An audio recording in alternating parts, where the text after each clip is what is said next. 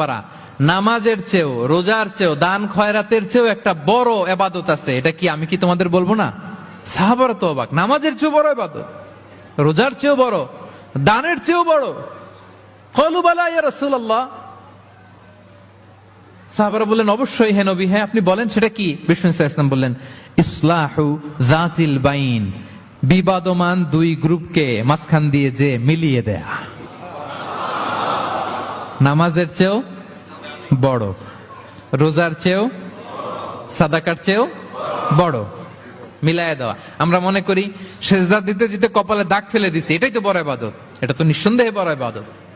আমরা মনে করি হজ করতে করতে শেষ করে ফেলতেছি, এটাই বড় ইবাদত। জিকির করতে করতে আমরা দিনরাত এক করে ফেলতেছি, এগুলো তো নিঃসন্দেহে ইবাদত।